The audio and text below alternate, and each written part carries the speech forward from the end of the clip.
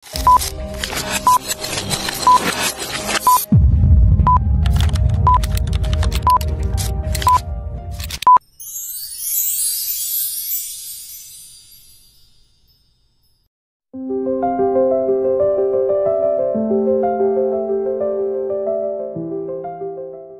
Maya, bilisan mo kumar. Malilate na tayo. Okay po, ma. Oo nga po pala, ma.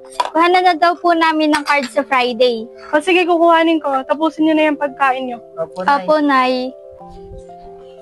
Good morning, kids. Good morning po, Tay. Kaya, kuha mo naman ako ng kape. Sige, wait lang.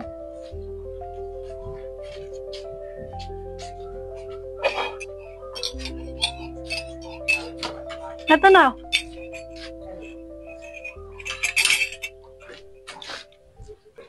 Nay, bakit po pareho akong tinatawag na tatay si tatay, di nga si tatay Rapi? Kasi anak, pareho sila nag-iwan ng marka sa ating buhay.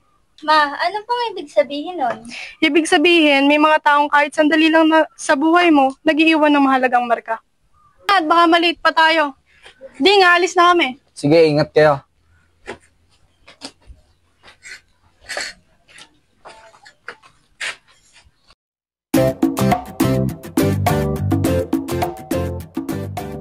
Morning, Ma'am Leia. Mukhang kompleto na naman report mo.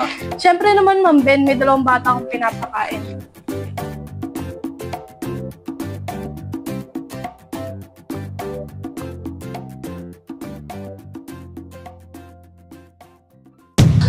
Ayun na si Leia. Alam mo ba 2 anak yan? Magkaiba ama. Talaga? Tapong naman niya. Baka walang hiya. Ignore them, Leia. Hindi nila alam kung anong pinagdadaanan mo. Okay lang, Tess. Basta nagagantanan ko ang papel ko bilang ina. Okay na yun.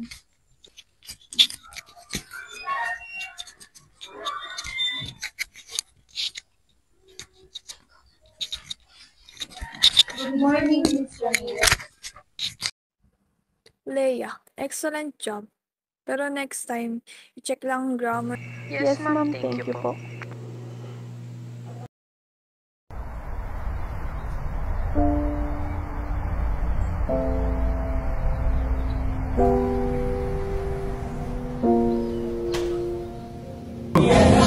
Si Oji, dalawang tatay, isang nanay. Nahimik nga kayo.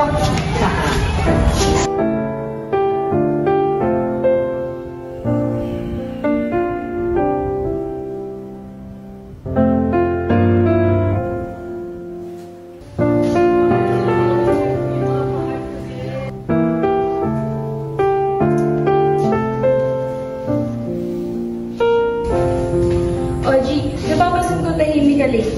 May problema ka ba sa bahay? Wala naman po, ma'am. Minsan lang po naisip ko para iba kami sa ibang pamilya. Wala akong masama sa pagiging iba, anak. Ang mahalaga, mayroong pagmamahalan sa loob ng bahay. Gusto ko sana sa akin ka muna tumira. Para matuto kang tumayo sa sarili mong mga paa. Pero pa, okay naman po kami sa bahay. Pero anak, iba pa rin yung pagmamahal ng isang ama. At iba pa rin yung may tuturo ako sa'yo.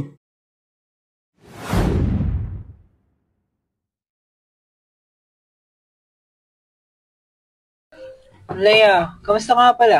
Si Oji, kamusta na? Ayos naman kami. Ikaw, kamusta ka naman? Okay lang din naman ako. Actually, yung asawa ko nga pala, manganganak na. Ah, ganun ba? Si Oji, binata na. Naliligaw na nga eh. Ano kasi, Leia? Gusto ko sana sa akin muna si Oji. Para matuto siya na tumayo sa sariling mga paa niya. Narinig mo bang sinasabi mo, Rabi? Hindi ka pwedeng sumulpot lang at kuhanin ng anak. Hindi ko nagdesisyon para sa kanya. Pwede ko siyang ipahiram sa'yo. Pero hindi mo siya pwedeng kuhanin. Kumain ka na. Ma, paano nga po ba ako ginawa? Naku, Leia, yan ang hirap sa pagiging open mo. Ate, gusto ko lang naman silang lumaki na hindi natatakot magtanong. So, paano nga po ba ako ginawa, ma? Anak, ginawa ka dahil may pagmamahal. Ah, ganun po ba, ma? Pambihira ka, alas 12 na madaling araw, tatawag sa akin, tatanong mo kung paano gumawa ng radyo. Hindi ka pumunta sa gawa ng radyo at lumapagawa. I'm sorry na nga eh, project ng anak ko yun. Anong magagawa ko eh, project yun. I'm back. Now it's for real. Mas naging violente siya. Ayoko na. Hindi ko na kaya. Hindi na ako babalik sa kanya.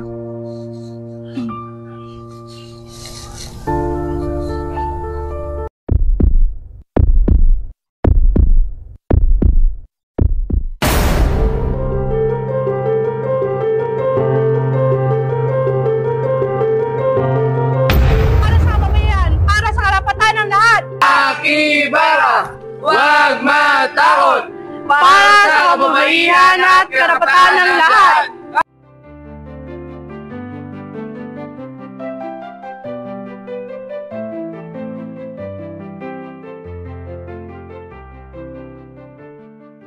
Ay, miss na po kita.